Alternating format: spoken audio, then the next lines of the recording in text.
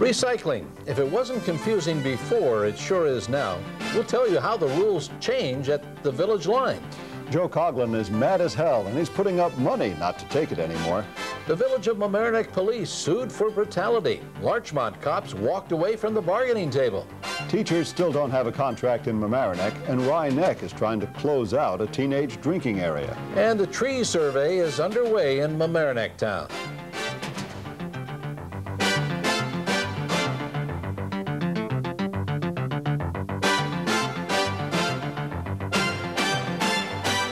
Hello and welcome to Larchmont Mamaroneck Community News. I'm Bill Littauer. And I'm Roger Norum. Our top story, recycling. Everyone is talking about it because everyone has to do it, recycle. It is almost in progress in the town of Mamaroneck and Larchmont, but for the Mamaroneck village residents, there's still a little breathing room. October 5 is the week recycling will start in the village of Mamaroneck. We spoke with the chairperson for the Village Recycling Committee, Joan Heilman. Well, the plan is that recyclables will be collected every 2 weeks. On the first and third Wednesdays of the month, newspapers and corrugated cardboard will be collected, and on the second and fourth Wednesdays, the other ones, the glass and the plastic and the metals. So the change really is for most of us village residents is that our newspaper pickup is still going to be Wednesdays, but only 2 Wednesdays a month. But only 2 Wednesdays a month. The first and the third Wednesday, and then we will add to that second and fourth flattened Wednesday. down and wrapped up cardboard. Right. And then certain months of the year, which will be mainly in the winter, telephone books. Everybody's very eager to recycle telephone books, and there's a new plan to do that. And when will that will be on Wednesday, the first and third Wednesdays also, but only in specific months. Oh, so they should either watch television or get an announcement from the village? Well, there's a flyer going out this very week or the beginning of next week to every resident in the village explaining exactly how they're going to recycle. Okay. Now, on the second and fourth Wednesday of every month, we're going to recycle our glass, our plastic, and our tin cans that, well, the ones that we can't take to the supermarket and get a nickel for. But are we going to put those in plastic bags? Or? No, nothing goes in plastic bags for recycling. You have to put them in a box. You can use your green box. You can use that for newspapers the 2 Wednesdays and use it for the other recyclables the other Wednesdays. Or you can use a garbage can or a box or anything you want to. But it cannot go in a plastic bag. So should we crush them down or stamp them down? No, just leave them as they are, commingle them. No, there's no need to separate them anymore. But I also everything together in one container of those 3 materials. But as I understand, also on plastics, the only plastic bottles you recycle are the ones that have 1 or 2 on the bottom. Yeah. On the bottom of every piece of plastic, almost every piece of plastic these days, is a number in a little circle made with arrows. And if it says 1 and 2, you can recycle it. If it says anything else, put it in the garbage. Okay, so in the village of Mamaroneck, anyway, beginning the week of October 5th, that will be our first week to remember to start isolating in the kitchen, I guess, our cans and bottles. Well, we should be saving them in the meantime. Although the recycling center is still open, and it will continue to be open in a smaller fashion after this starts, so that if anybody gets really overwhelmed or inundated with cans and bottles or newspapers or whatever, they can take them there. Anybody that has any questions, who should they call? The Department of Public Works, 698-4141. 698-4141 for any questions on recycling in the village of Mamaroneck. That updates the recycling effort for the village of Mamaroneck with this reminder that there will not be any change in the garbage pickup. Garbage in the village of Mamaroneck will still be picked up twice a week, and you don't have to bring your garbage to the curb. You do have to bring your recyclables to the curb. October 5, the beginning date in Mamaroneck Village. Bill? And there are different rules to follow for residents of the town of Mamaroneck and the village of Larchmont, including the starting date. Town Council member Elaine Price has the latest. The bags that we are going to be using and sending to the homeowners were delayed. So we will not be starting until next week or the week after. All right, now we just finished hearing that in the village of Mamaroneck, we don't put any recyclables in bags. They go out in cans to be left on the street. How about the town of Mamaroneck and the village of Larchmont? Just the opposite, just the opposite. We will be sending bags to each resident, and they will be putting their commingled recyclables in that bag. That bag will be taken by our sanitation department. That bag in turn is recycled, so there will be nothing left curbside after 10, hopefully 10, maybe 11 o'clock in the morning. Once the truck goes by. On Wednesdays, yeah. Okay, now, the recyclables go out each Wednesday to curbside. That's right. Along with newspapers, which go in paper bags, not in the cans we used to bring out. We just get a rock and stick the rock on top of the newspapers. What we're looking for is nothing lingering curbside to announce to people that no one's home, or just, you know, whatever it is, bright blue, bright green things or paper bags or anything. We just don't want anything left.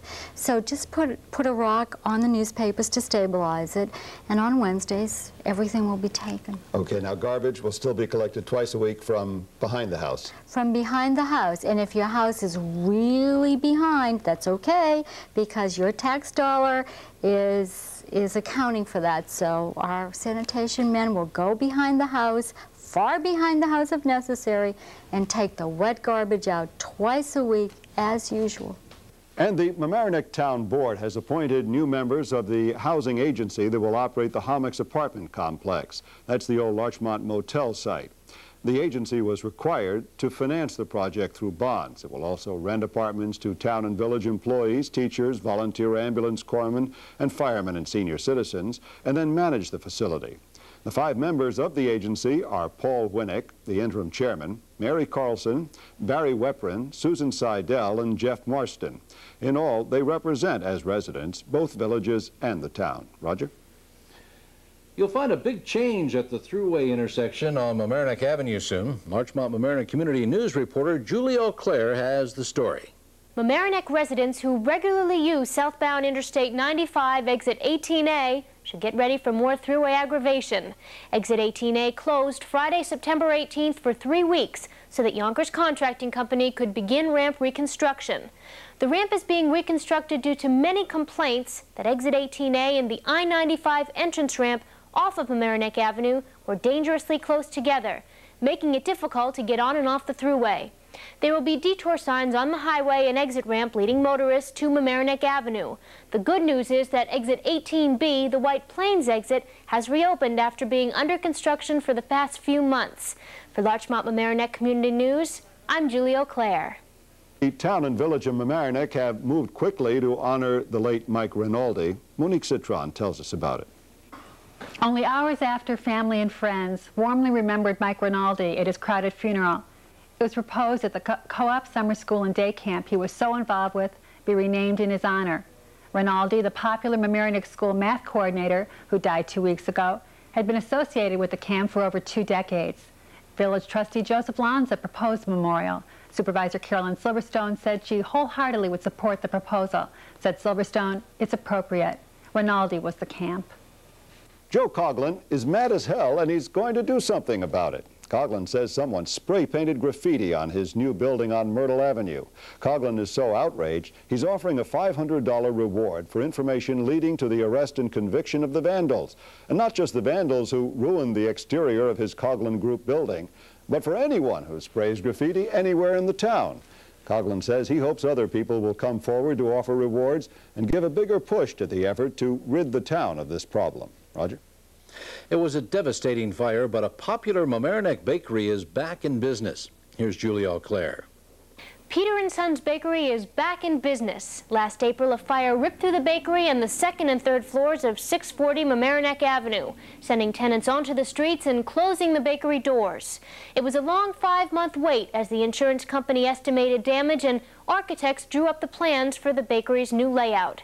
The bakery is owned and run by Thomas Zagaroli, but his father, Peter, founder of the bakery, still helps out.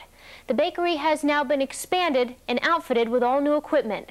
So if you're looking for breads, cakes, or pies, or other assorted pastries, be sure to stop by. You are certainly in for a treat.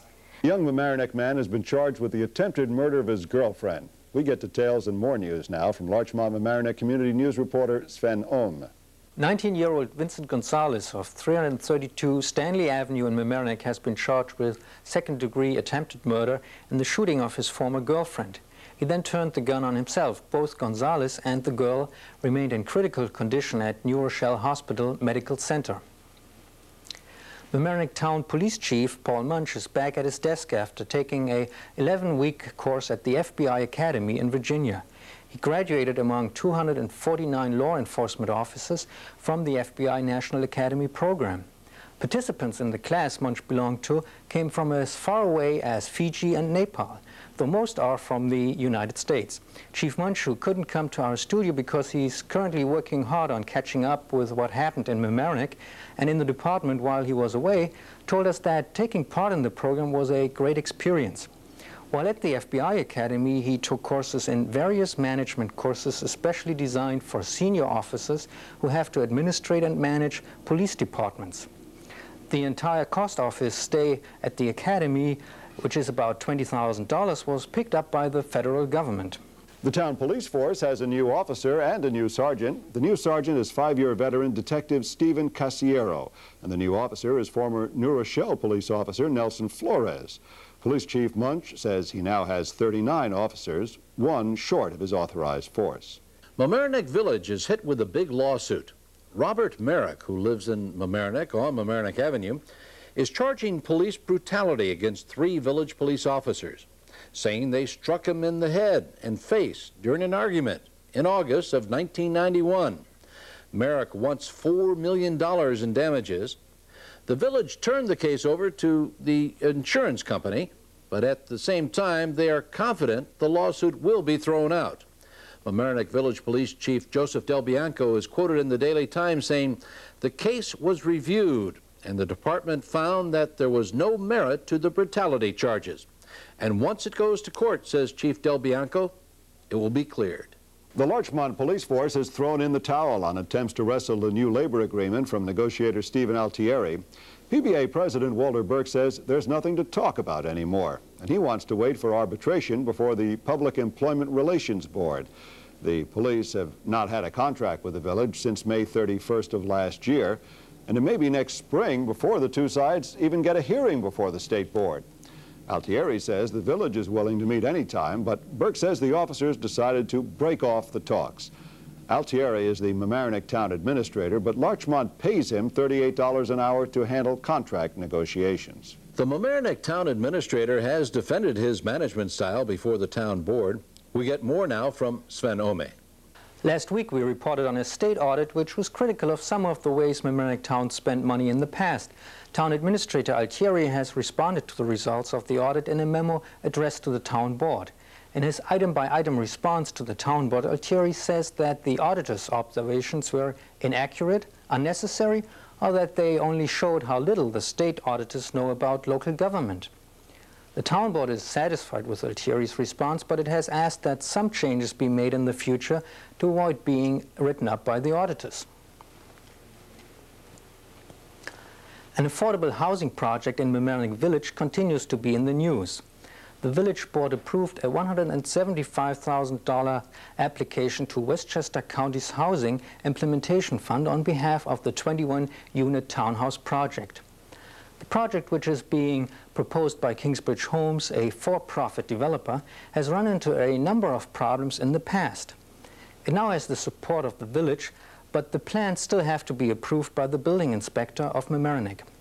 Accepted, the money will go to improving the property. You may think that there are no empty lots in Larchmont for new houses, but that's wrong.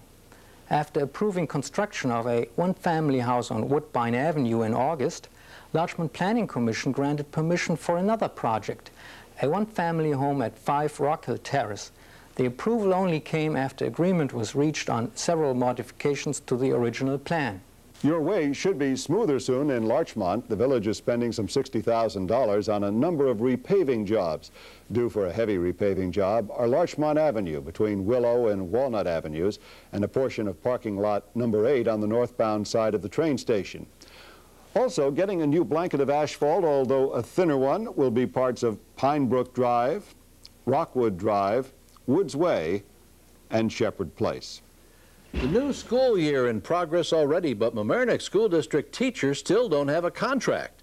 Larchmont Mamaroneck Community News School reporter Monique Citron has the latest and an interview. Lorna, talks are stalled. What's the problem?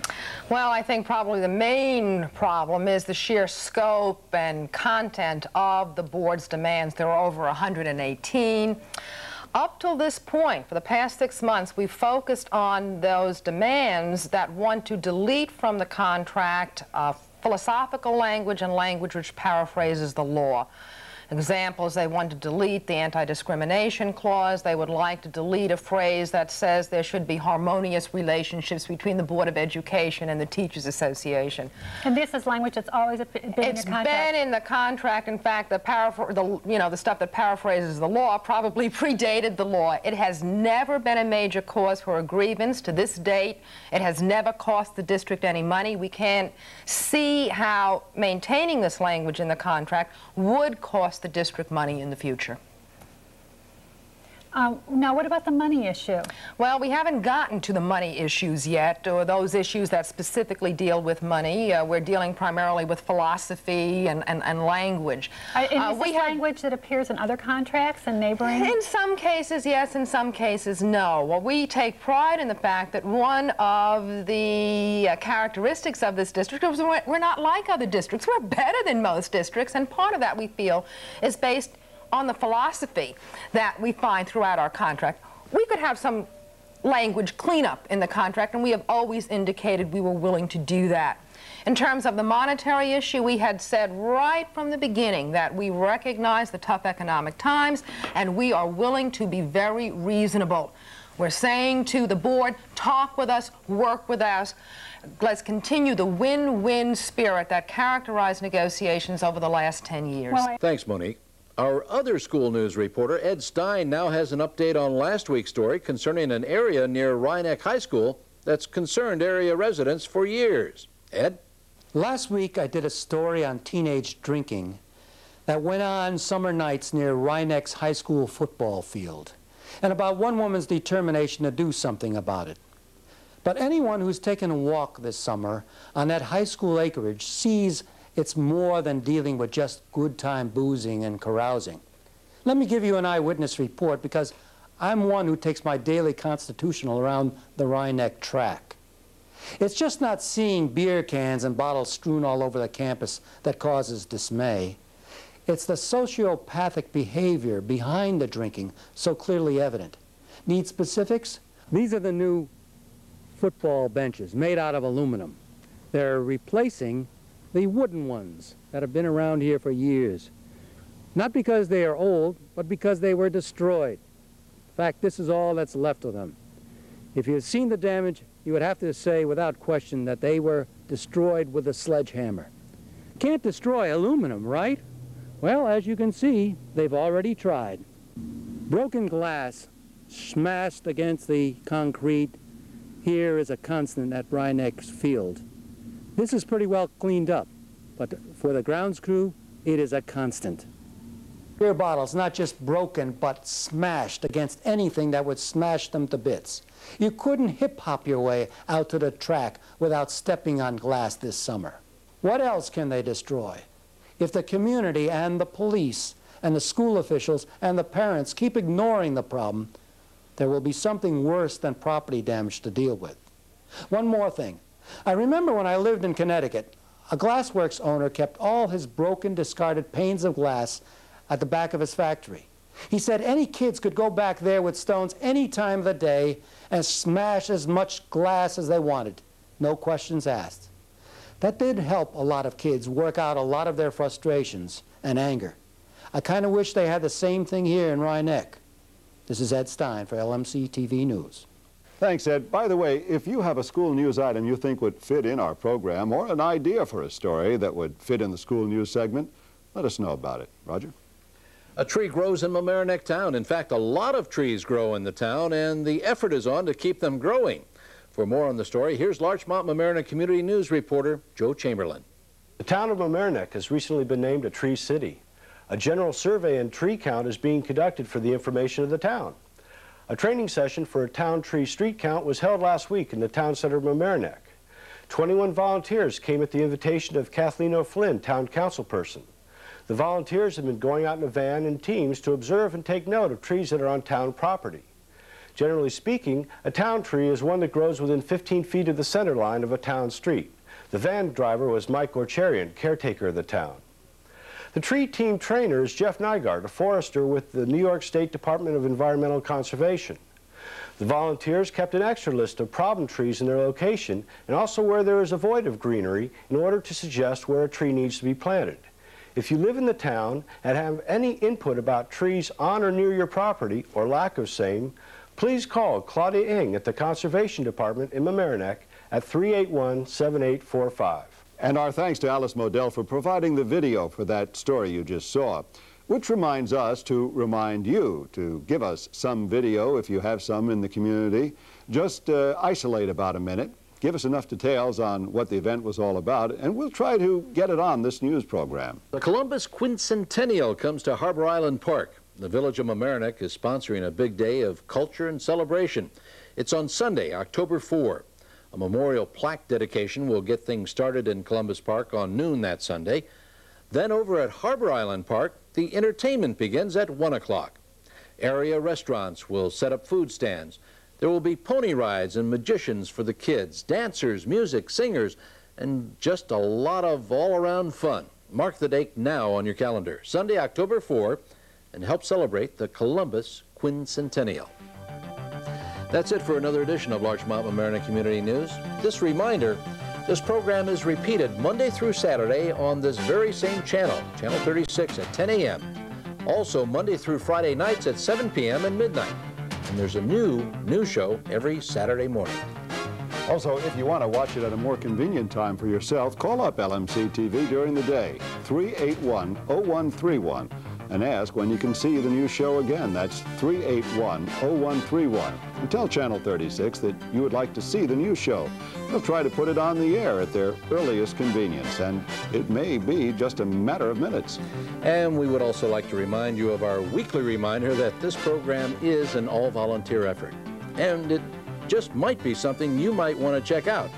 Stop by on a Thursday night in the LMC-TV studios of Mamaroneck High School, just up the stairs from Walter's Hot Dogs off Palmer Avenue. Also, if you have some thoughts or suggestions about this program or even a news item you'd like to have included, write us a note to the LMC News Show, care of LMC-TV, 1 Library Lane, Mamaroneck 10543. Thanks for watching Larchmont Mamaroneck Community News. I'm Roger Norum. And I'm Bill Litzauer. We'll see you again right here on LMC-TV, Channel 36.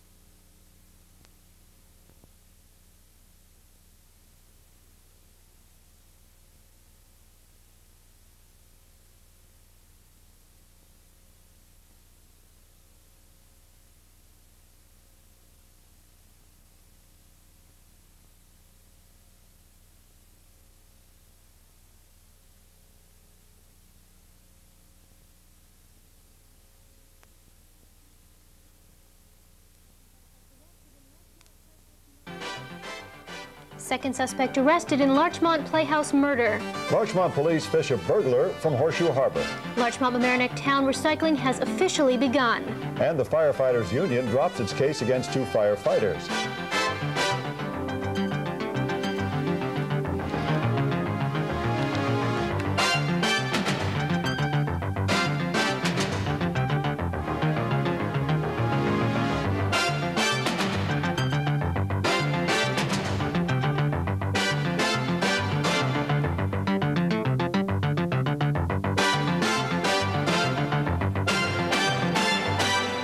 Welcome to Larchmont Mamaroneck Community News. I'm Bill Littauer. And I'm Juli Auclair. Our top story, Harbor Island Park may actually see the landscaping and walkways that Mamaroneck Village officials have hoped for years.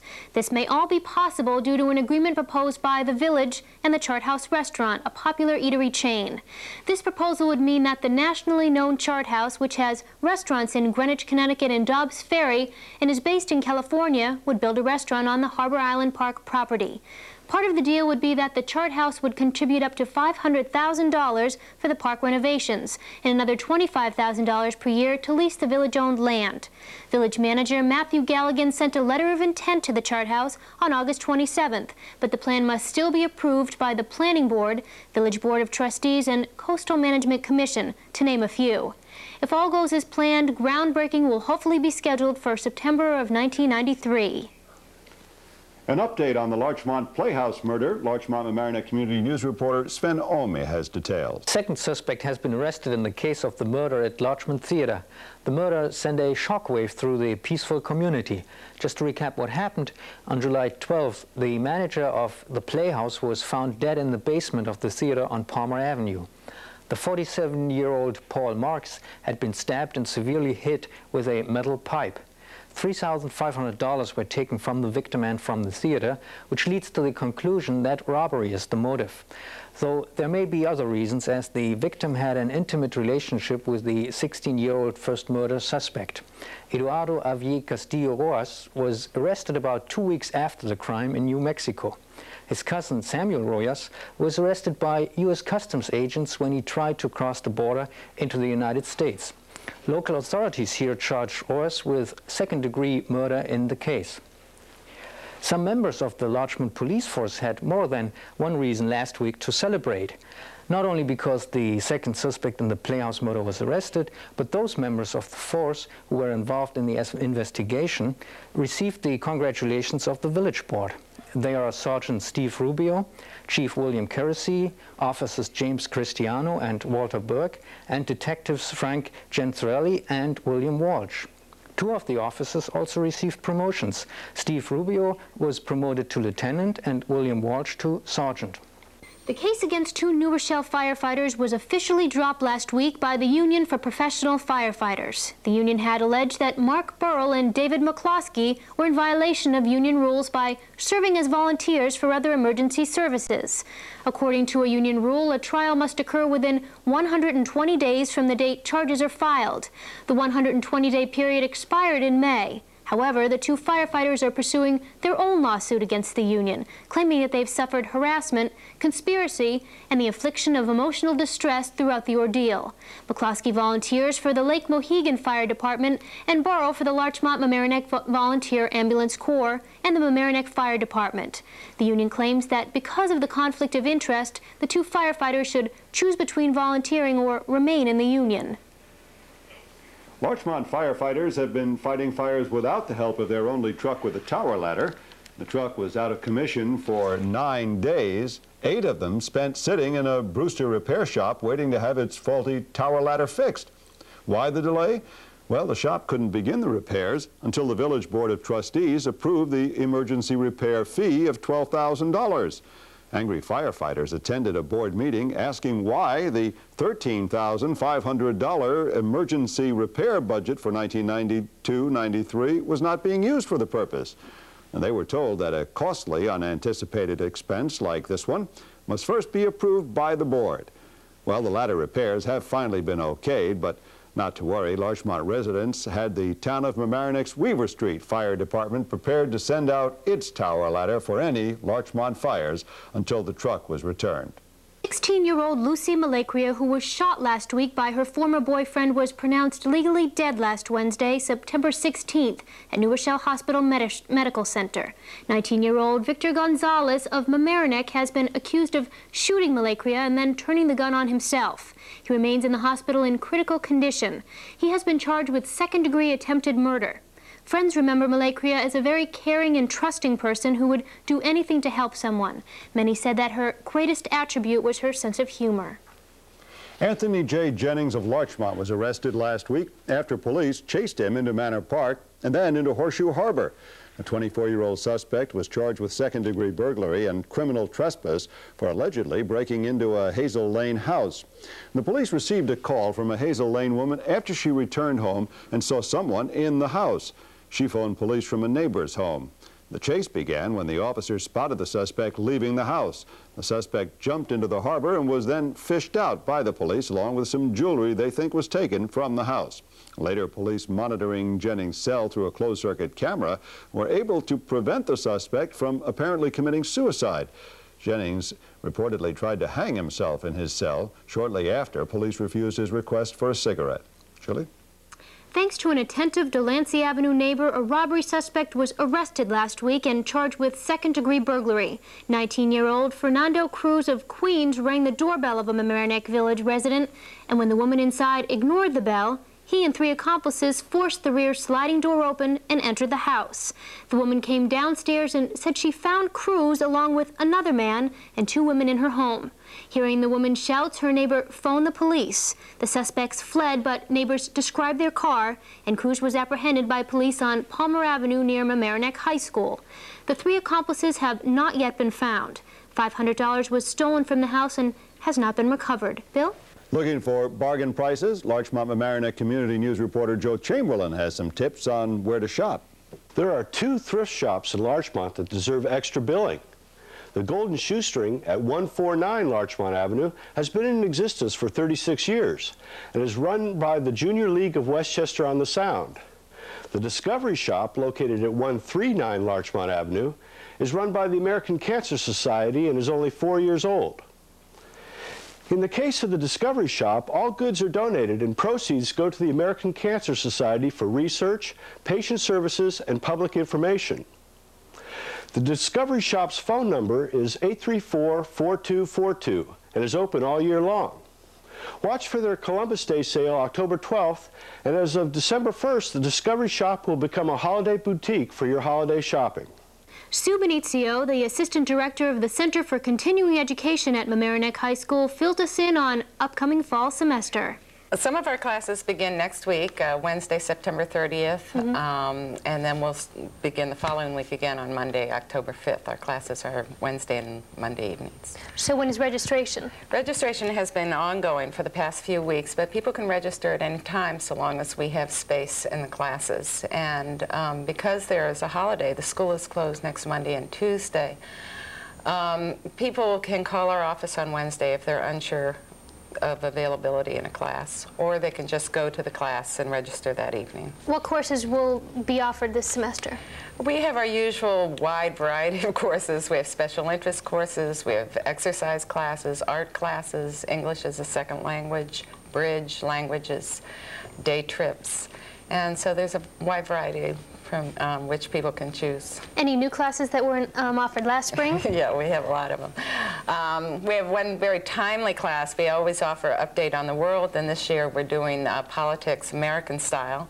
And James Shenton, who was a professor of history at Columbia University, will be coming to Mamaroneck to discuss politics in the upcoming election.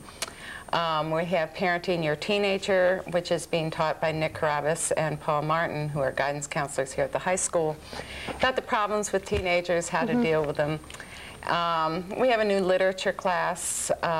We have new cooking classes on great party foods and cooking simple but elegant chicken. Oh, sounds good. Yeah, so there's a lot. And we encourage people to look at our brochure. If they don't have one, we'll be happy to mail them one. Or they're available in the local libraries and around town, and it lists all our courses.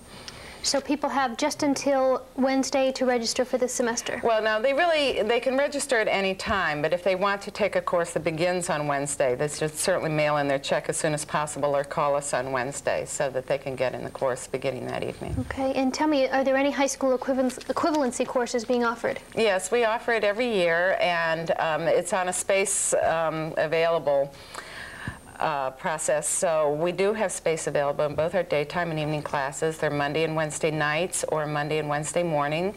And anyone who needs to take their high school equivalency exam can come and prepare for it in our courses. And it's state funded, and therefore it's a free course. There's no charge. Great. So we'll be happy to have anyone who wants to do it. Oh, great. Well, thank you very much and good luck. Oh, thanks a lot. The Emlyn Theater Festival was a great success. Larchmont Mamaroneck Community News reporter Glenna Gray has details. Browsers turned buyers created brisk business. On Sunday, September 20th, the Emlyn Theater's annual major fundraiser was held. The festival drew hundreds of people out to enjoy a near-perfect day. There were many lovely handcrafted items, which included pottery, jewelry, and clothing. One of the many events of the festival was the Children's Corner. Within this area, the youngsters had their faces painted. They made paper chains and sketches and had an opportunity to paint natural scenes. The total day was pleasurable and positive for all age groups.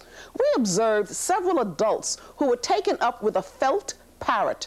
The parrot spoke to us through ventriloquist Captain Dan. Everyone hopes for a large income to be generated from this event. Norman Klein, the theater's executive director, informed us that the current level of state funding has dropped. The renovation of the Larchmont Library is one step closer. Financing has been approved. Larchmont Mamaroneck Community News reporter Sven Ome discussed the library and other issues with Mamaroneck Town Board member Kathleen Tracy O'Flynn. What we finally agreed upon is that the total cost of the renovation is projected at $1.6 million. The first $800,000 has to be raised by the library through private donations, and the other half, the other $800,000, will be shared by the village and the town, so that the village would kick in the next $400,000, then the town would pay an additional $400,000. Is that spread over several fiscal years, or? Well, we will spread it over several fiscal years because we are going to bond it. But the payment will be made to the library probably early '94. In September, recycling started in our area, and are there first experiences of the program? Well, the weight or the tonnage of all the recyclables that were brought into the transfer station indicate that we've had very good participation. So if you could just remind your viewers that every Wednesday they're to leave their bagged, commingled recyclables in that blue plastic bag at the curb by 7 a.m. or leave it out the evening before. But so the experience is that the message got through. That, the message got through. We've had excellent cooperation, and I think that most people are very anxious to participate. The Early Beginnings Learning Center is going into its second year. Yes, that's right. The old Monroe School site was purchased by the town several years ago, and the town decided to lease it to the Early Beginnings Learning Center, to Michelle Washington, who is the director of the school. This is a daycare program from toddlers on up. And last year, she wasn't able to fill the whole program, but we didn't expect in the first year. But this year, she has a waiting list. She's got the 44 slots completely filled, and I think that speaks well. Excuse me, it speaks well of what she's done in the community. Just a very quick question to end our interview. You were involved in the tree count program, and what was your experience in doing it? Yes, that's right. Well, we're finishing it up this week, and we found that most of the volunteers learned an awful lot as far as being able to identify trees, but we also got unusual reactions from residents. They'd see us going by in the slow-moving van and ask us, well, what are you doing? And we'd say, well, we're counting trees, and then they'd give us an even stranger look after that. But you know, if the viewers have seen a slow-moving van moving through town, I want to assure them that no one is casing their home, or but what we're doing is identifying trees. Mamaroneck Community Nursery School has a new attraction. It's a dry-docked 15-foot rowboat. The new boat replaced an old and worn-out one, which had to be removed. When that happened, Alan and Joanne Bonistall decided that something had to be done. They toured local boat yards, and finally at Nichols Yard, they found a good replacement.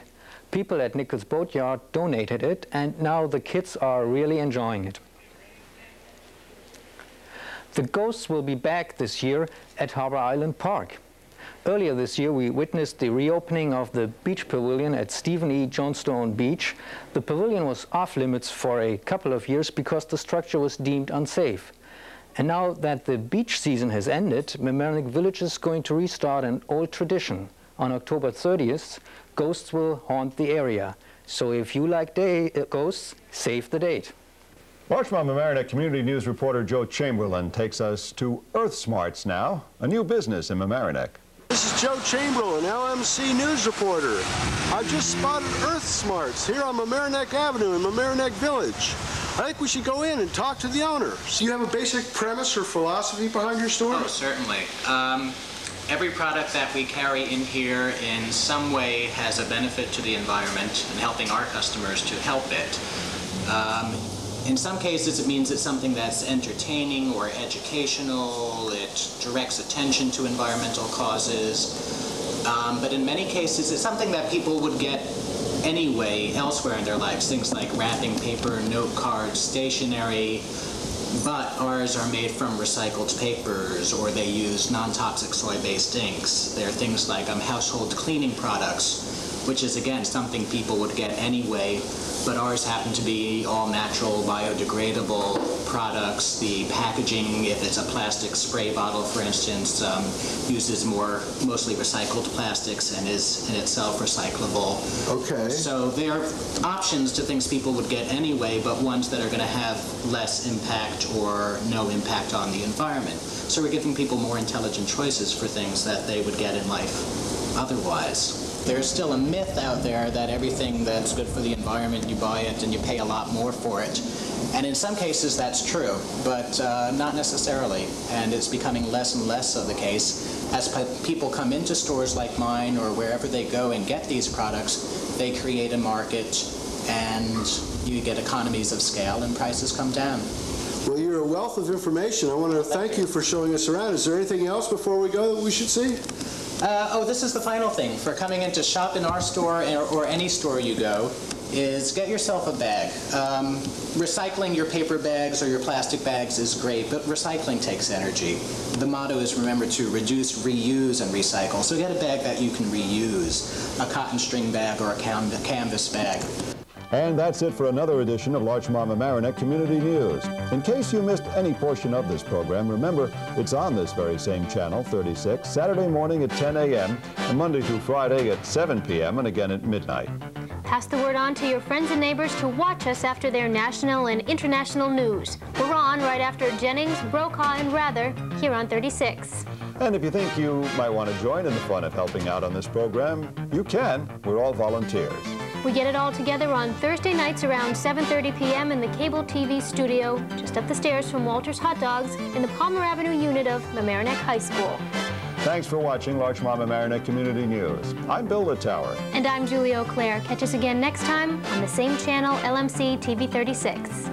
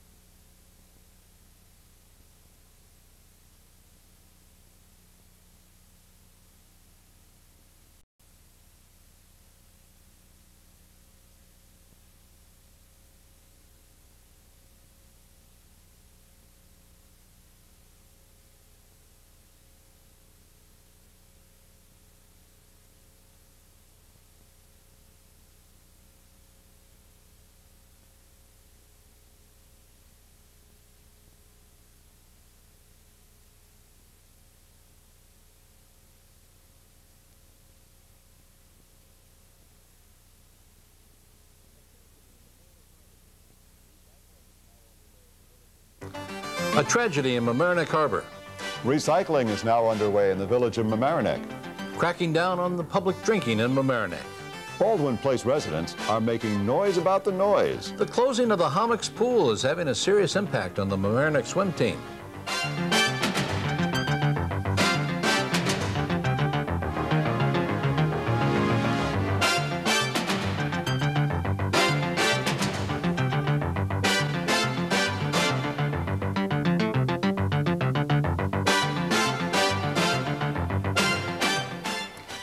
Hello and welcome to another edition of Larchmont Mamaroneck Community News. I'm Bill Littauer. And I'm Roger Norum. Our top story, recycling. It's now in operation in all three areas of the tri-municipalities. This week is the beginning of recycling for residents who have their refuse picked up by the village of Mamaroneck. And to give us an update and a little bit of a refresher course, we spoke with the person chairing the Village of Mamaroneck recycling effort, Joan Heilman. What do village residents, what's the most important thing they have to remember? Well, the only thing they really have to remember is that Wednesday is their recycling day, and that every other Wednesday you recycle newspapers and cardboard, and the other Wednesdays you recycle the other things, glass, plastic. So the garbage pickup will be the same on whatever day they normally have their garbage picked up. Right, and twice a week. This routine about having clear plastic bags and that's no longer, out, no longer required. That's only in the village of Mamaroneck, though. In the village of Mamaroneck, we did say originally that clear plastic bags would be necessary for your garbage, so that the people could, the garbage men could tell what was in the garbage. At this point, we're going to start off less strictly, and you can put your garbage out any way you've been putting it out. And it will be collected twice a week, just the way it always has been. Right. But the recycling will be on Wednesday, and the first and third Wednesday will be for? Newspapers and tied up, flattened, corrugated cardboard. Okay. Newspapers should be loose, not tied up. Okay. And the second and fourth Wednesdays, that will be our... That's for plastic and glass. That will be the real big change that everybody has to get used to. Let's have a quick review on some of the things we have to look for. Like on a milk container here, we've got to look at the bottom and see it's got a number 2 here. That's fine. A 1 or a 2 is fine. Nothing else. Everything else goes into the garbage. 1 or 2, and I've seen on some items like this has a, let's see, oh, that has a 2. I can recycle this. Yeah. I've seen some plastic items, though, they have a 6 or a 5. No good. No good. That goes into the garbage. That goes into the garbage. Also, can I throw this cap? No, all the caps have to come off because they're made of... All caps go into the garbage? Yeah, because they're made of different kinds of plastic which cannot be recycled at this moment. Okay, caps go into the garbage. Right. This can be recycled? Yeah. This goes in. This goes in. Any color glass can be recycled without the tops. You must take the caps off. The caps have to come off. What about the labels? No labels. You can leave those on. Labels. That's fine. Yeah. Labels can stay on. Yeah. Okay. And tin cans. Tin cans. I just rinse them out. Is. Just rinse them out as is, and include the top also because that's valuable metal too. Okay. Now this is going to be a change though for a lot of people. A lot of people aren't used to washing their cans out. No. We've got to start washing our cans out. Yes, you have to wash them out because you don't want to save those things in your own house, and they don't want them at the recycling centers either. Okay, Joan, just to recap again now, on the first and third Wednesdays of every month, it's going to be pretty much like we have been doing. That's our paper day, only we're adding cardboard and flattened cardboard. Right. The real big change, though, is the second and fourth Wednesdays of every month in the village of Mamaroneck. That will be our plastics, our glass, and our tin cans. And the real big change is we're going to have to start rinsing out our glass bottles, our tin cans, before we bring them. And our plastic bottles. And we bring them to the curb in a box any kind of container at all. Or garbage can, as long as it's labeled. Not in a plastic bag. Not in a plastic bag, but in a box or a garbage can or your green box if you're not using it any which way, as long as it's out there at the curb by 7 o'clock in the morning. Okay. On a Wednesday. And the fifth Wednesday, if there is a fifth Wednesday in any given month, that's you put nothing out. That's the day that you forget about it. That's when the village sort of assesses how recycling is going on, I guess. Exactly. Our thanks to Joan Heilman, head of the recycling effort in the village of Mamaroneck. Bill? If your recyclables were not picked up last Wednesday in Mamaroneck Town or Larchmont, check the color of your bag. Unless the bottles, cans, and plastics were in the regulation see-through blue bag, the sanitation workers were told to leave them at the curb. Otherwise, the Larchmont Town collection has gone pretty well. Town Administrator Stephen Altieri says 10 tons of recyclables were picked up on the first collection Wednesday. A tragedy in Mamaroneck Harbor. For details, Larchmont Mamaroneck Community News reporter Juli Auclair. A Harrison man died last week after being thrown from his boat during a storm on the Long Island Sound. 82-year-old Jack Hirsch was attempting to secure one of the boat's sails when heavy winds wrapped the sail around an air ventilator. The ventilator was ripped from the deck and Hirsch was pulled into the water where waves were 6 to 8 feet high. While holding the side of the boat, Hirsch instructed the 3 men on board how to rescue him. However, he lost consciousness and slipped from the rope as they pulled him aboard. 69-year-old Edward Broadhurst of White Plains jumped into the water to help Hirsch, but was swept away by the rough waters. The other boat passengers, 72-year-old Charles Daly of Mamaroneck and 75-year-old Richard Julius of White Plains, tried to control the boat and radio for help. A mayday call was issued by Harbor Master Jim Mancusi. Captains Kenny Kavanaugh and Bob Ferreira from Harbor Marine Services were unable to revive Hirsch. However, the medical examiner reported that Hirsch died from a cerebral hemorrhage and not from drowning. Hirsch and his passengers had set sail in the morning before the National Weather Service had issued the storm warning. The ban on new fast food businesses in Larchmont has been extended until the end of the year. The moratorium was imposed in June for 3 months, but the Board of Trustees has decided to keep it going. Meanwhile, the Zoning Board of Appeals and the Architectural Review Board have been deluged with requests for variances. They want the Board of Trustees to study the zoning law. Roger? A 19-year-old Mamaroneck resident has been indicted on second-degree murder charges in the September 11th shooting death of his teenage ex-girlfriend in New Rochelle. Vincent Gonzalez is accused of arguing with 16-year-old Lucy Malacaria in front of her friend's house, then shooting her. Afterwards, he allegedly turned the gun on himself. The girl died 6 days later. Gonzalez is recovering at County Medical Center. His attorneys say Gonzalez will plead innocent, and without giving any reasons why, they say he'll be acquitted in a trial. A rash of robberies has hit the area. Homeowners in Larchmont and the town of Mamaroneck have reported 3 break-ins recently. A Split Tree Road homeowner told police someone broke in through her kitchen door and made off with $71,000 worth of furs, silver, and jewelry. Silver money and jewelry were also taken from homes on Seaton Road and Rockwood Drive. Time now for a look at school news. Here's Larchmont Mamaroneck Community News reporter Juli Auclair. Talks with Mamaroneck teachers and the Board of Education are finally moving again. The Board of Education's negotiation team union president, Lorna Miner, said that a few issues have been resolved. However, these issues have not been disclosed. 3 more meetings with the district's negotiating team have been scheduled for October. Do you have questions regarding school issues? Well, you can be sure that your local school administration will have the answer, or can direct you to someone who does. More and more of parents' questions are being answered through public access television shows, which televise board meetings and other school information. There are also handbooks and other publications in every school district which can answer many questions that parents have. Parents with concerns about a teacher's performance should discuss this first with the teacher, and if that approach is unsuccessful, the principal and then the school superintendent should be notified. The Mamaroneck and Harrison swim teams have joined forces. Since the Hommocks pool has been out of commission since last spring, Mamaroneck swimmers have had to find other places to swim. The team was able to swim at the Saxon Woods pool in White Plains this summer, but with the onset of cold weather, they were again without a place to practice. 40 Mamaroneck swimmers between the ages of 6 and 14 were chosen to join the Sound Shore Swim Club, which will practice at the Louis M. Klein Middle School in Harrison. Financial support for the team will be through membership fees of $150 per person.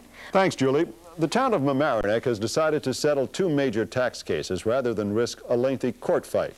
The biggest case involved the Sarah Newman Nursing Home, where the assessment was reduced from $850,000 to $338,200. The town will refund more than $7,000 in taxes.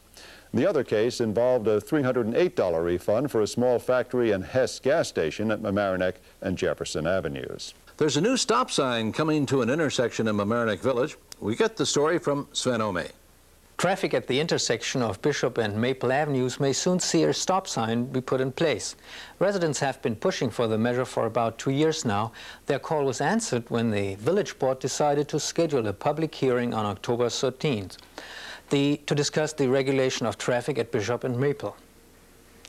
Thanks to an observant neighbor enlargement, the house of a resident on Hazel Lane was saved from going up in flames. The neighbor saw smoke coming from the house and called the fire department. The firefighters were able to extinguish the fire and save the house. Nevertheless, first estimates of the damage caused by the fire are in the $25,000 to $50,000 range. Residents in an area of Mamaroneck Village off Fenimore Road that borders the New England Thruway are hopping mad, especially since their case to get sound barriers built appears to be falling on deaf ears. Some of the residents of Baldwin Place, Bill Atchison and Clara Tracy, spoke with Larchmont Mamaroneck Community News. Bill, where is your home and location to the Thruway? I'm over the Thruway, and prior to the start of the Thruway construction project, I was boarded on a very nice cliff with a layer of trees, which actually was an almost an environmental preserve.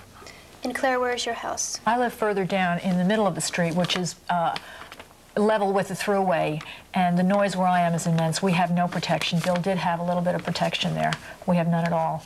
Now, has there been any type of petition to the New York State Thruway Authority to have a sound barrier put up? Yes, we've started a campaign. We formed a block association, and we've been writing letters to the Thruway. We've made telephone calls, and we've had meetings, and they constantly tell us there's no money. But what is this that you brought with you? I received a newsletter from our Senator Daniel Patrick Moynihan that says the federal government will be paying back the state of New York almost $5 billion that it owes the state for the Thruway construction. When did you receive this? I received this in January of 1992, the beginning of the year. So did everybody else. But I hear that the governor has other plans for that money. Is that Yes, true? I did hear a radio speech where the governor knows of this money and he'd like to allocate it for different areas. This is supposed to be allocated for Thruway reconstruction, and as far as I'm concerned, sound barriers should be a part of Thruway reconstruction. Right. Now, Bill, I understand that there was a 30-foot rock formation that was behind your house in your backyard with a layer of trees. Now, what happened to that? The whole thing was blasted away. Not only was it blasted away behind my house, which now is directly adjacent to the Thruway, but also was all of my neighbors also experienced extreme difficulties. Two of which actually had their personal properties destroyed. Natural, healthy trees that were on their property were literally blown away or had to be destroyed because of the blasting. And there was no reason to destroy these trees for what the Thruway needed to do? No, and they certainly didn't need to hit the people's property. The state has allocated $4.5 million for sound barriers to be built, but none of it is being spent near Baldwin Place. Bill? There's a way area residents can help feed the hungry. Larchmont Mamaroneck Community News reporter Sven Omi has a report. Maybe you've been looking for a way to help the poor and those hit really hard by current economic conditions. Well, here's a way. It's easy and it's right in your local supermarket. It's called Checkout Hunger, and this is how it works. Displays are set up at checkout counters, drawing the attention of shoppers to the fundraiser. The customer can tear off a bar-coded coupon, which the cashier will run through the scanner. The amount is then added to the bill the shopper has to pay. The campaign is organized by Food Patch, an organization which supplies soup kitchens all over the county with supplies. The South Barry Avenue Bridge gets an important approval. We get that story from Larchmont Mamaroneck Community News reporter Joyce Sutherland. U.S. Coast Guard officials have cleared the way to resume repairs on the South Barry Avenue Bridge. The bridge crosses Guyan Creek, and repairs have been delayed for 5 months. It's full speed ahead now that the Coast Guard permit has been issued, according to county officials. The county it is administrating the repairs. The Arbor Corporation of Pleasantville has a $396,000 contract. They could not continue with the repairs because the county had failed to obtain the Coast Guard permit. The Guard has a jurisdiction over navigable waters, even when a bridge is involved. The county has also ordered Arbor to put up a fence around the construction site. Residents of the area were worried the site posed a danger to area children. It's an effort to spruce up the image of Mamaroneck in the village. Mamaroneck police are cracking down on people violating the open container law. In the last couple of weeks, more than 24 violations have been issued to those cited drinking outdoors on public sidewalks or parks. The way the Mamaroneck Chief of Police, Joseph Del Bianco, puts it, not only does it create a bad impression on passers-by, it's not a good example for the young people. And sometimes groups of people drinking on public sidewalks can become unruly. Mamaroneck Avenue, especially along Columbus Park, seems to have the most offenders. Anyone convicted in the village of Mamaroneck of having an open container of alcohol is subject to a $25 fine. Bill? Keeping Larchmont beautiful, the challenge of a very special group. Larchmont Mamaroneck Community News reporter Juli Auclair has an interview. Geraldine, how long has the Larchmont Beautification Committee been in existence? I'm happy to say this is our 10th year and this is our anniversary. We've been in existence 10 years. And what's the main function of the committee? As our name says, beautification, and that's our main function, from keeping things clean to planting flowers to encouraging everybody to work to make it more beautiful, actually. Tell me about some of your projects. Well, my favorite project is the gazebo. That was our dream when we started it. It's across from St. Augustine's, and it is used and decorated by many different types of people and things.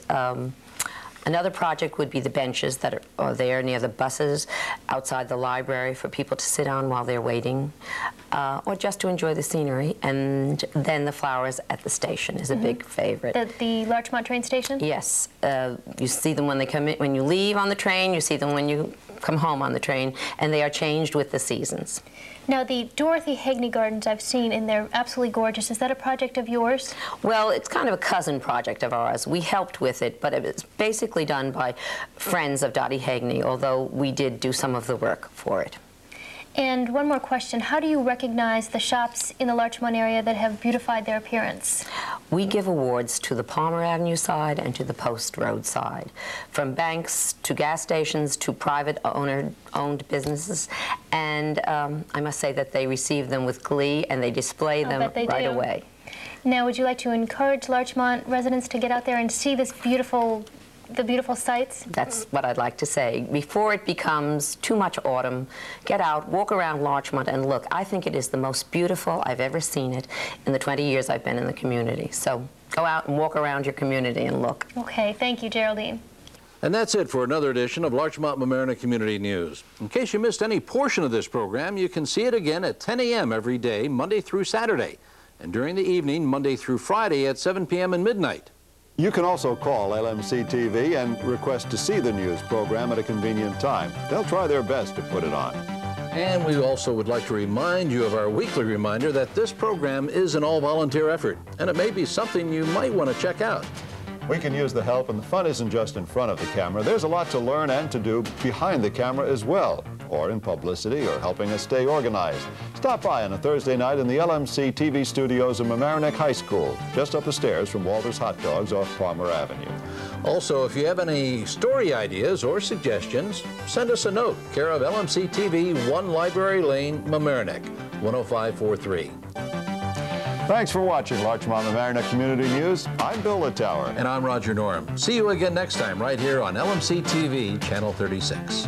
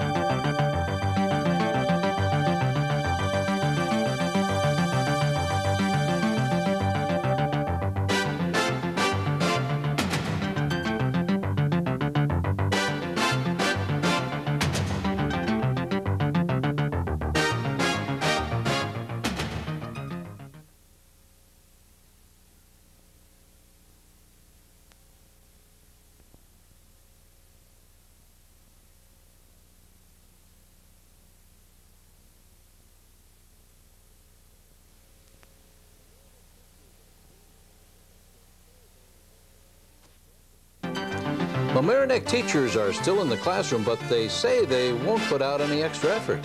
Vincent Gonzalez pleads innocent in the murder of his girlfriend. The cable re-regulation law will have an impact on your cable service. We'll tell you how. And our cable franchise is about to expire. We'll tell you who's trying to negotiate a new one and how they're doing. And we'll also have results of the latest town survey. What do residents really think is important for the quality of life here?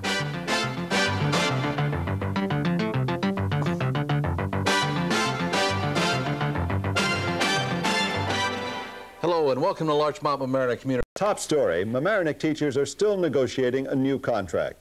Larchmont Mamaroneck Community News reporter Juli Auclair has details. Mamaroneck district teachers are still without a contract, but they are doing no more than that which is required of them, arriving at school at 8 a.m. and leaving at 3 p.m. sharp. They are waging a job action and sticking to it until a new contract has been negotiated. No more volunteering for student activities or tutoring before and after school, and they are taking advantage of their free lunch periods, which is one of their rights. The teachers are trying to let the school board know that they are doing a lot more than what is required of them. The teachers are trying their best to keep the students from being affected by this and are still writing their college recommendations, but they're doing it on school time. Let's hope that for the good of the teachers and the students, a contract is agreed upon soon. 63-year-old Martin Schwartz of Patricia Gardens Apartments on Palmer Avenue in Larchmont has been indicted in the death of his wife Eleanor last August 13th. Schwartz pleaded innocent to the charges that he stabbed his wife to death. He then apparently tried to commit suicide. He's being held in the county jail and no trial is anticipated until early next year. In another murder case, Vincent Gonzalez of Mamaroneck pleaded innocent from his hospital bed to charges that he shot and killed his 16-year-old ex-girlfriend in New Rochelle on September 11th. The 18-year-old Gonzalez is accused of second-degree murder. Police say he shot and killed Lucy Malacria. The shooting happened 2 days after they broke up. And police say that after fatally shooting her, Gonzalez turned the gun on himself, attempting suicide. Gonzalez is in New Rochelle Hospital and only recently had a tracheotomy tube removed. A judge has yet to consider a bail request for Gonzalez because of his being in the hospital. The next court date on the case is scheduled for October 19th. Bill? Police say they've caught 2 men red-handed at a Mamaroneck beach club. We get details now in this report from Sven Ohm. 2 men from the Bronx were arrested early one morning last week at the Mamaroneck Beach Cabana and Yacht Club. The 2 were found taking stocks from the club's liquor locker. The police are investigating whether the 2 are also responsible for a burglary at the club 3 weeks ago. TCI Cable is the company that owns the system that affects directly the TV channel that you are watching us on. They are franchised by the tri-municipalities to offer us cable service, and TCI, along with other cable systems, lobbied long and hard to defeat the cable re-regulation bill that became law recently, with the first and only presidential veto of the Bush administration to be overridden. Larchmont Mamaroneck Community News reporter Juli Auclair spoke with Ira Birnbaum, Vice President and General Manager of the TCI cable system in Westchester. Mr. Birnbaum, one of the main reasons that the bill was initiated was to protect the consumers from the rising cable costs. And President Bush believes that the bill will actually stifle the cable industry and that increased regulations will cause for actually higher rates. Do you believe that this is true? There's a possibility that could happen. I'd like to clear away one misconception. We are regulated. We're regulated by the Federal Communications Commission as to signal quality and frequencies that we can use. We cannot leak signals. We can't radiate. We are very careful about that. We're regulated in Albany by the State Cable Commission. They regulate us as to municipal service, as to financial capability and stability, and accounting matters. And we're regulated finally by a very large and very strong and very well-written franchise document between us and the municipalities we serve. These documents were very foresighted when they were drawn. This wonderful facility, LMC-TV, was the result of the negotiations with the municipalities' representatives in 1977, 8, 9, and it was very foresighted on their part. What this bill will do will cause us to take a second look at whether we will add any further services to our basic services, basic plus services, cable programming services, because if we're not able to recoup the investment in those services, we'll have to bypass them. Secondly, there is a very onerous provision concerning retransmission consent, and what that means in English is that the broadcast channels in New York City will have the right to negotiate a royalty from cable operators carrying their signals for something that someone who is not a cable subscriber can get from rabbit ears for nothing. We think that really is unfair. That'll be an undue burden on us and on the subscribers, because we could pass those costs, if they come into reality, on to the subscriber. Are there any ways or avenues that the cable companies can take to challenge this bill? Yes. Number one, the companies do not need to pay for off-air signal if they don't choose to. That hurts us, and it hurts our subscribers, because we're talking about 2, 4, 5, 7, 9, 11, and 13. That would not benefit anybody. Paying for those services wouldn't benefit anybody. It would just be a cost increase. Secondly, there are portions of the bill that the industry considers to be unconstitutional. That is, must-carry provisions, which say that if there is a signal in your area from any television station, you must have it on your system. That has been ruled illegal by the Supreme Court several times, and I'm sure it's going into court again. I think Turner Broadcasting brought a lawsuit yesterday. Oh, really? And they're starting to challenge that portion of it. As far as basic rate setting, it seems that what Congress has asked the Federal Communications Commission to do is to take the provisions of this law and set up rules and regulations and make them effective. Between now and when that is done, there'll be a lot of discussion with the industry itself, I hope, as to how to make this as effective as possible without stifling the growth of the industry. We think, we think we're positioned pretty well here in Westchester as far as rates are concerned, but you never know. And if rates are adjusted so that the company doesn't make the kind of money it should make so it can invest in the future, that's hurtful to everybody. On another cable TV matter, it's not too far down the road when the current contract TCI has with our tri-municipalities will expire. Larchmont Mamaroneck Community News checked with Mike Witch, who runs the TV program at Mamaroneck High School and also is involved with the group that will work out a new contract with TCI. What is the process that is going on now? What are you doing? Well, the tri-municipality has a committee of some 9 members representing the local government, the local schools, Larchmont and Mamaroneck Community TV, of course. And we've been meeting for over a year. We've probably had almost 24 meetings so far. And what we've been doing and continue to do is to ascertain how well the cable company is serving our community and what our community communication needs as far as cable will be in the future. When will you actually be meeting with the people who own the cable system to negotiate? That's TCI. Not too far from now. The municipalities have engaged an attorney from Washington who is specializing in negotiating cable franchises, and he is now reviewing a proposed franchise that we put together with some of the ingredients that we think our community will use. And after he responds to that, we will have to make some changes. We're also looking to hear from residents who have either compliments about cable service or complaints, both. And that's part of the ascertainment process that continues to go on. And if people have ideas about what the community should have in ways of community access? We need to hear from them, and they need to address their comments to the village manager's office in the village of Mamaroneck. Larchmont or Mamaroneck, or just preferably to the village of Mamaroneck. Joseph Fraioli is the official who's charged with overseeing the franchise operation. So if they send their comments to Mr. Joseph Fraioli, care of Village Manager's Office, Mamaroneck, New York, he will get them, the committee will get them, and we will include them in our studies. Great. 35-year-old Larchmont detective Stephen Rubio has earned his lieutenant's badge after a grueling summer of work. He not only led the investigation into the Larchmont Playhouse murder and the Eleanor Schwartz stabbing death, but was also studying for a bar exam.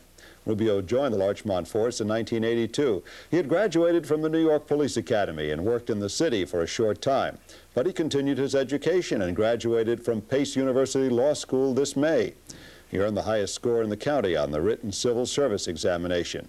Police Chief William Keresy calls him tenacious, someone who knows how to create goals and get tasks completed. Roger? It's called the Wise Walk, and it kicks off Saturday the 17th. Larchmont Mamaroneck Community News reporter Glenna Gray tells us all about it. The Nurses Network of Larchmont Mamaroneck. How does this organization impact our community? Well, one of the things that the Nurses Network is involved in is we promote programs that help people in the community improve their health. And one of the ways we do that is through a program that we started last year called Wise Walk. Wise Walk is an aerobic exercise walking program. And in this program, we teach people how to set up a walking program, how to calculate their target heart rate. We instruct them on the benefits of walking. Walking is an excellent form of exercise, and we encourage people to start walking early in life, and even senior citizens can also start a walking program. Our Wise Walk this year will take place on Saturday, October the 17th at 9 a.m. There is a $5 registration fee. All registrants will obtain a copy of a booklet that the network has put together. And the booklet outlines the benefits of walking. It gives some local walking routes in the community, and it just tells people about how to get a walking program started. In addition, what's unique about this program is there will be registered nurses there to instruct people on how to calculate their target heart rate. And also, of course, in the event of an emergency, there will be nurses there all day to help people or any questions they may have about how to start their own walking program. Their $5 registration fee will also include a T-shirt for the first 40 registrants. Well, that sounds good. Yes. There is no fee for children, so we encourage families to come, bring the kids, and it can be a fun activity for a Saturday morning. Will the adults and the children be walking at the same time? Yes, everyone can walk together. This is not a race. We want people to come out and have fun. Approximately how long will the walk be? It's a 2-mile walk. The beginning point is the Hommocks Park ice rink at the recreation room. Sounds wonderful. We should all turn out to see this on Saturday, October 17th. Yeah. It's a growing trend in Westchester. 20 years ago, female cantors were unheard of. But last month, 38-year-old Lori Corson made her debut at the Larchmont Temple. She replaced Edward Graham, who retired after 40 years. And although it's a fairly recent phenomenon, she joins female cantors in New Rochelle, Rye, Harrison, Tarrytown, Chappaqua, and Armonk. No tombstone for a Larchmont historical figure? Larchmont Mamaroneck Community News reporter Juli Auclair has the story. Have you ever wondered where Larchmont got its name? Well, village historian Judith Spike knows and wants to do something about it. Edward Knight Collins, a prominent businessman in the 1800s, owned the 338 acres of what came to be called Larchmont Manor and named the village for the larch trees on his property. Collins was a naval architect who built the first American propelled ship to cross the Atlantic Ocean. He became extremely wealthy when in 1850 he began transporting the U.S. mail to Liverpool, England under a federal contract. However, when he died in 1878, his second wife and sons were too busy inquiring about his estate to have a tombstone placed at his gravesite. After 20 years, Spike has located his unmarked burial site at Woodlawn Cemetery in the Bronx. She believes that he was a very important man in the history of Larchmont and plans to have a marker placed at his gravesite. A group of Larchmont residents has created an organization to run an emergency telephone link.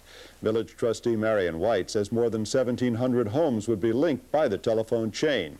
The village would be divided into 4 quadrants around the Post Road and Larchmont Avenue. Each quadrant would have a leader, and each street in the quadrant a leader.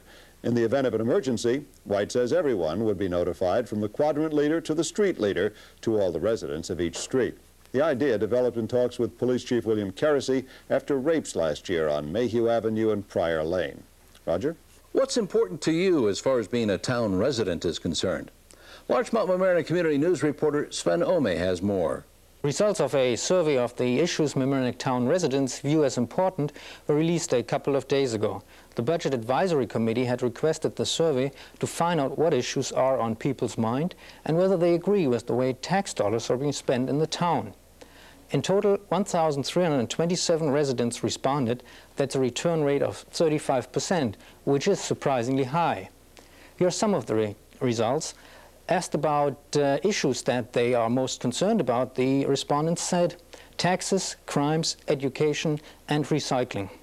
Also of importance, the future of Bonnie Briar. 98% of the residents said that the town's firefighters provide the best town service. Other very popular services, the police force and the newspaper recycling program. Some other numbers, 42% of the residents live in households making more than $125,000, while 5% live in households making less than $25,000 per year. 31% were at least 61 years old, and 41% have lived in the town for more than 20 years. Mariachis see, but planters no. That's the attitude of the Larchmont Village Board. It ordered the owners of the former Pancho Villas to remove concrete planters from the village sidewalk. Some residents apparently worry that patrons will sit on the planters into the wee hours of the night, swigging beer or margaritas. So the planters must go. But restaurant manager Carlos Gil says a mariachi band will play from 6 to 11 each night, Wednesday through Sunday. Some more winners of the Larchmont Beauty Contest. Larchmont Mamaroneck Community News reporter Joyce Sutherland has details. The business awards by Larchmont's Beautification Committee for September have been announced. One was received by the Larchmont Post Office on Chatsworth Avenue for the lawn and shrubbery in front of the building and the well-swept front steps. The high quality of maintenance of the entire building is obvious. Postmaster Thomas Riccio said he and his staff were very proud to be recognized by the Beautification Committee for their efforts, and they displayed their award prominently. Another award went to the popular restaurant Upstairs, formerly Upstairs at the Downstairs, at their new location, 1879 Palmer Avenue. They have been in business in Larchmont for 8 years, including the last 9 months on Palmer Avenue. You can see how attractive their storefront is, including the large boxes overflowing with lovely flowers for which they received their award. Upstairs is open daily for lunch at 11:30 a.m. to 3 p.m., except Sunday, when the opening is at 12 noon. Dinner is served from 5 to 10 daily. The separate back bar room remains open until 4 a.m. daily. Congratulations to both award recipients. Joyce Sutherland, LMC-TV News. And that's it for another edition of Larchmont Mamaroneck Community News. Remember, this program is repeated Monday through Saturday at 10 a.m. Also Monday through Friday nights at 7 p.m. and midnight. And we would also like to remind you of our weekly reminder that this program is an all-volunteer effort, and you might want to see how we do what we do. So stop by on a Thursday night around 7:30 p.m. in the LMC-TV studios of Mamaroneck High School. We're just up the stairs from Walter's Hot Dogs off Palmer Avenue. Also, if you have any news item or any suggestions you would like to pass on to us, write us a note. Here's how. Address it to the LMC News Show, care of LMC-TV, 1 Library Lane, Mamaroneck, 10543. Thanks for watching Larchmont Mamaroneck Community News. I'm Roger Norum. And I'm Bill Littauer. We'll see you again right here on LMC-TV Channel 36.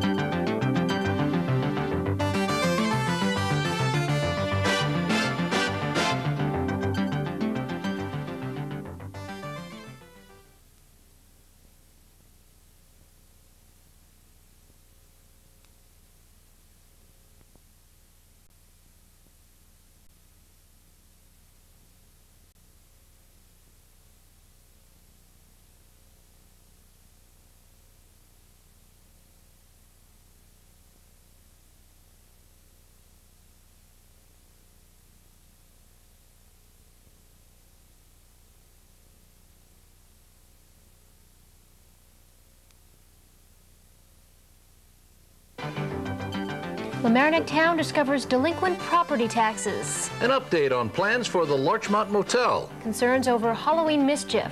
Should the village of Mamaroneck be more flexible for marinas? We'll have an interview.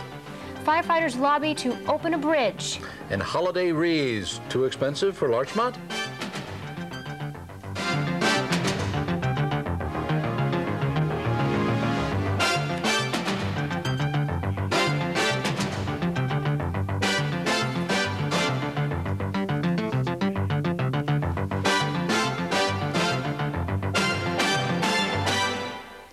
Welcome to Larchmont Mamaroneck Community News. I'm Juli Auclair. And I'm Roger Norum. Our top story, a devastating fire in Mamaroneck. Larchmont Mamaroneck Community News reporter Sven Ome has the story.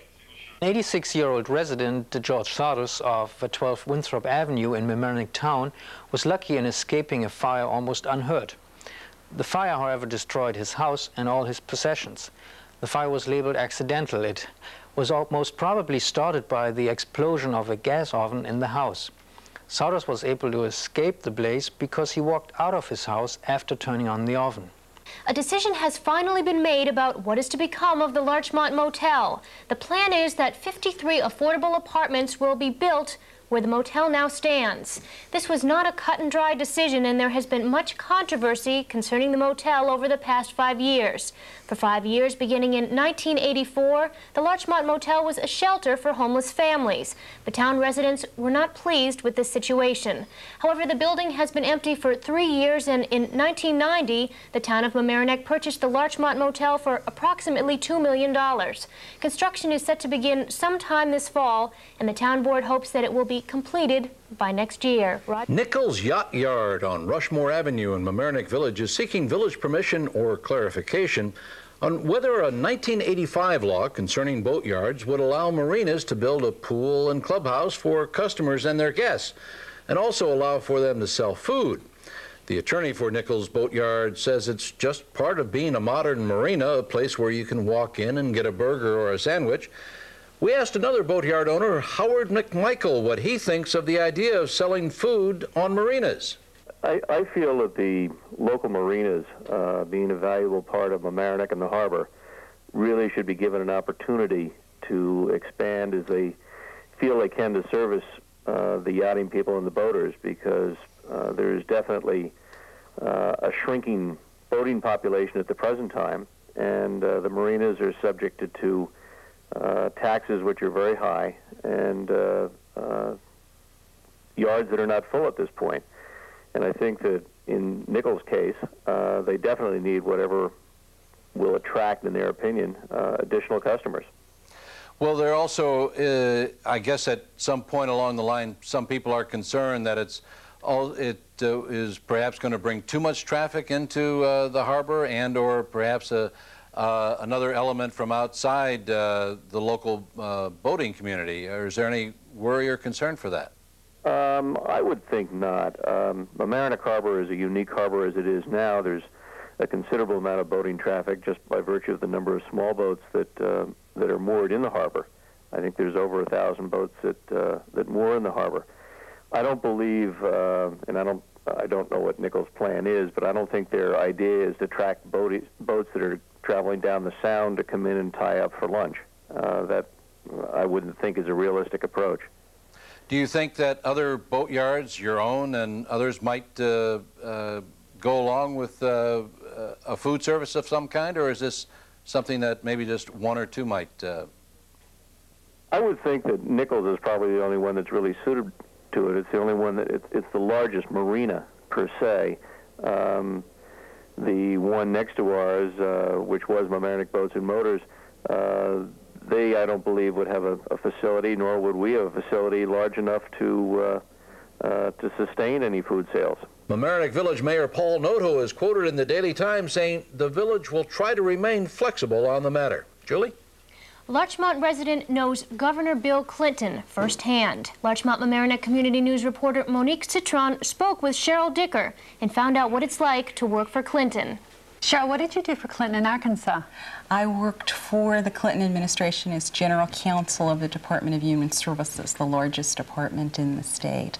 I was at that time the only Jewish woman lawyer in the entire state of Arkansas. What drew you to Clinton?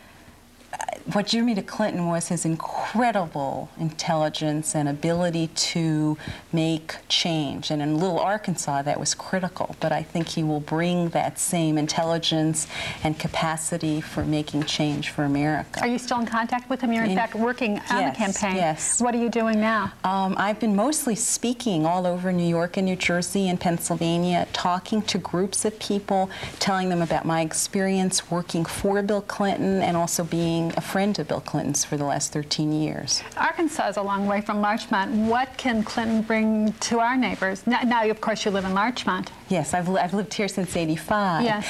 Well, what I think Bill Clinton can bring is a capacity to make change happen. I was thinking just today that when you walk down Palmer Avenue or the Post Road, we see so many businesses out that have gone out of business. We know so many people who have lost their jobs. Bill Clinton knows that we're hurting, and he also has the intelligence and capacity to make change happen. We desperately need that. And as a friend, what do you like about him as a human being? Well, what I like about him, I guess best, is that he's incredibly smart, but he's very keyed into individuals. Time and time again, when I worked for him, we dealt with issues that concerned real live people. And that's a capacity that he has that I think is unique. One last question. If he wins, are you moving to Washington? It's a long way away. There's a lot of ifs.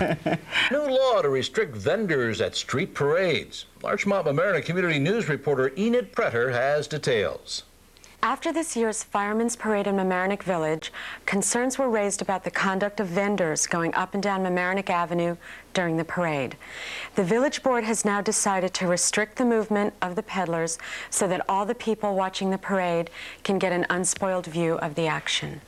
A tax break for property owners in Mamaroneck Town. Larchmont Mamaroneck Community News reporter Sven Ome has details. Good news for Mamaroneck Town property owners.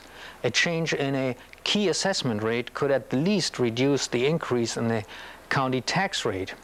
Last year, the town commissioned a study which analyzed the county tax rate for the town. The results underscored what town officials had anticipated. County taxes were too high. Should soon know exactly what the effect of the reassessment on county property taxes in the town is. The town of Mamaroneck's tax drive efforts brought in over $86,000 in delinquent property taxes last month. The town is trying to set up plans with those who have overdue property taxes before taking such drastic measures as foreclosure. Many people have expressed interest in working out a repayment plan. Most of the delinquent taxpayers are either those having financial difficulties or elderly people. Approximately $900,000 has been collected since the tax drive began last year. Workers' compensation claims are under review in Larchmont. Larchmont Mamaroneck Community News reporter Sven Ome has the story. The village board in Larchmont hopes that a review of workers' compensation claims may result in some unexpected income. The Mount Kisco-based Leahy company is going through all claims filed over the last 3 years. In case discrepancies between the amounts filed by the employees and the insurance premiums charged by the State Insurance Fund are uncovered, this may lead to reduced rates for the past 3 years, and it will also determine future premiums. According to insurance experts, the system is so complicated that errors can happen very easily when the premium is determined. If the search for such errors is successful, Larchmont may eventually be reimbursed or receive a credit for future payments. Membership is now open for the Washingtonville Fuel Co-op. Larchmont Mamaroneck Community News reporter Joyce Sutherland has details. Homeowners in Mamaroneck, Rye, and Portchester using home heating oil are eligible to join the Washingtonville Fuel Co-op of Mamaroneck, which is run by the Washingtonville Housing Alliance. Members receive fuel oil and burner services at prices well below retail. There is no fee to join, and a fall membership drive is now in progress. The Fuel Co-op is a full-service operation offering 24-hour emergency service, automatic fuel delivery, and service contracts. For further information, call the Co-op's Stanley Avenue office at 698-4633. Some thieves are doing an awful lot of reading, or else they just like newspapers. Larchmont Mamaroneck Community News reporter Enid Pretter has the story. Within the past week, the Larchmont-Mamaroneck area has once again been the target of newspaper thieves. In recent robberies, thieves have gotten in total 220 copies of the New York Times and 165 copies of the New York Daily News. 3 of these incidents have occurred in Mamaroneck, 1 occurred in Larchmont. Mamaroneck Village Chief of Police Joseph Del Bianco has speculated that the thefts may be related, but as of this time, nothing is conclusive. Police suspect that the papers are being stolen from our area to be resold elsewhere. If you are planning to attend the classic film series at Larchmont Playhouse, you may be disappointed. The film series will no longer be shown at the Playhouse, but you won't have to drive all that far. It's moving to the Greenwich Crown Plaza in Connecticut. Supposedly, the move has nothing to do with the murder of theater manager Paul Marks that occurred in the Larchmont Playhouse 3 months ago. But the move was made because the Greenwich Crown Plaza would provide better management, parking, and seating. Director of the classic film series, Adele Green, had considered using both theaters, but preferred the Greenwich Theater because it is part of a smaller chain. If you would like to attend the film series, which is shown Saturday mornings at 10 a.m., tickets are $75, and for more information, you can call 914-725-0999. Residents are concerned about Halloween activities. Larchmont Mamaroneck Community News spoke with Mayor Cheryl Louie of Larchmont in a telephone interview. Mayor Louie, there was a report in the paper that one resident last year estimated that about 1,200 eggs were tossed at windows, cars, and what have you last year at Halloween mischief night. What is Larchmont hoping to do this year? We're hoping to educate parents all over the town of Mamaroneck, the village of Larchmont, and the village of Mamaroneck as to the proper guidance to give their youngsters. That they should know where they are, that they should encourage them not to go out on mischief night. If they go out on Halloween, that they should be wise enough not to use eggs. Eggs are the most destructive of the things that the children throw. They do permanent damage to both houses and cars. And so we have met with representatives from all 3 governments. The police chiefs have been in contact with each other. There's a high level of cooperation. I've spoken to the president of student government. We met with Norman Kolb and Jim Coffey, the superintendent of schools, and the principal up at the high school. And we've all sat down together and discussed the whole issue, what's important to kids, how they want to celebrate the holiday. Everybody wants Halloween to be fun for everyone. Well, Mayor Louie, are you trying to encourage parents to keep their kids in mischief night, Halloween night? We would like them to. What we've done is the decision out of that joint meeting that we had was to send a letter to all the parents of students that are in our school system in grades 7 through 12. And so this advisory letter will go out to everybody. We've been fortunate to have coverage like yours on TV. The newspapers have covered it, and we're hoping for a safe, fun holiday for everybody this year. And I understand that last year some people came close to really being hurt rather severely because of some people were actually, they were using the eggs as rocks by freezing them, which is a horrible thing to have happen. That's true. There were broken windows, there were cars damaged and dented. There was a very, very large gathering of, I've heard estimates of everywhere from 100 to 300 young people gathered on Larchmont Avenue. Are you going to have extra patrols around Manor Park and Flint Park in the area? All 3 police departments in all 3 municipalities are going to be ready for that evening and have extra patrols on and extra people working that night. It won't just be Larchmont, it will be all over the community. And if possible, parents should encourage or try to keep their children in at least on mischief night, if not on Halloween night. Yes, they should encourage them to do that, and they should encourage them not to gather together, that no large groups of children will be tolerated. They will be disbanded by the police immediately. The children will be asked to move on. Final question on another matter very briefly. We're a few weeks into recycling. How's it going? It's going very, very well. We're delighted with the response. We're working out the kinks of the collection. We've had problems with broken glass in the trucks and getting into the newspapers. We're encouraging residents to remember not to tie their newspapers with string. But by and large, the community has supported the effort. They're out there, they're recycling, they're with us, and we're delighted. Speaking of recycling, you should know by now that it is state law to recycle now. But there are a couple of different wrinkles on how Larchmont and the town of Mamaroneck are handling the mechanics of recycling and the village of Mamaroneck. Whichever municipality is responsible for picking up your garbage, that's the one to advise you on any questions you may have regarding recycling.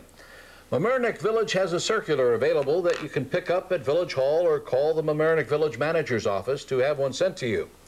If you are in the town of Mamaroneck or Larchmont, the town center has all the information you need to join in our area's recycling effort. They'll be more than happy to answer your questions. Julie? Rhinebeck kids are excited about recycling. Larchmont Mamaroneck Community School News reporter Monique Citron has the story. Some very helpful Rhinebeck students are giving recycling a big boost with a program they started at F.E. Bellows Elementary School. They monitor the lunchtime trash. The kids started their own recycling program because, as they say, we don't want to destroy our atmosphere and stuff like that. Meanwhile, back in Larchmont and Mamaroneck, Auclair, the Interfaith Committee for Affordable Housing, is holding a family ice skating benefit on Thursday, October 22nd from 5:45 to 7:45 at the Hummocks Ice Skating Rink in Mamaroneck.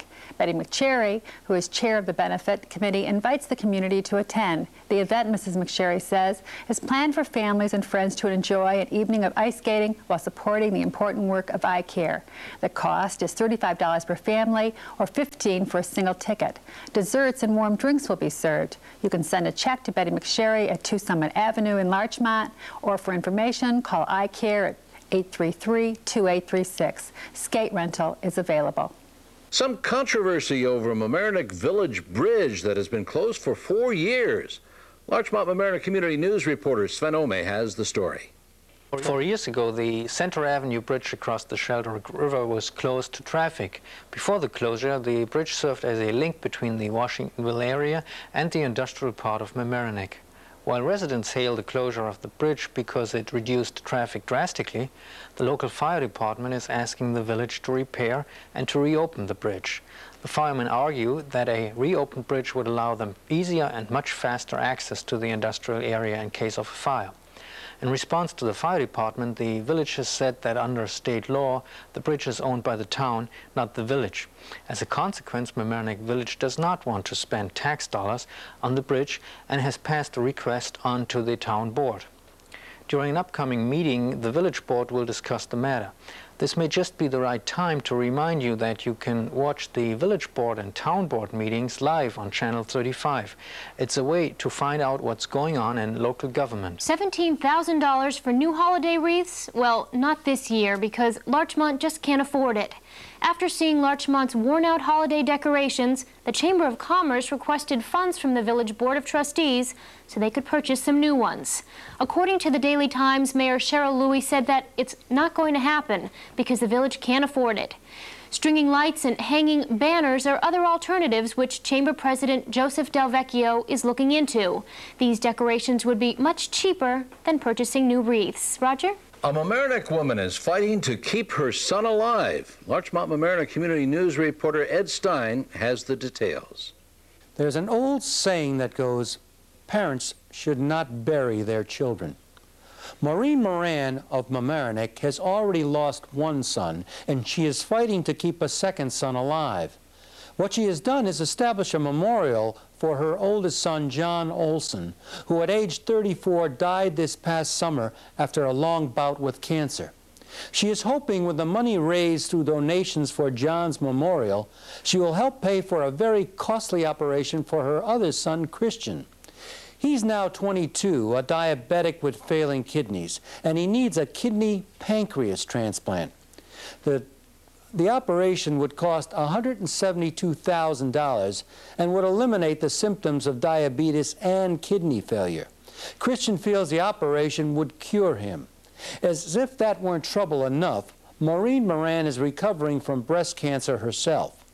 Meanwhile, Christian wants to be sure the operation will be paid for either by insurance or the memorial fund before he gets on an organ donor list. And that can be a 2-year wait once you get on that list. What's more, Medicaid has given no assurances to the family what part of or any of this operation will be covered, partly because the operation is considered experimental.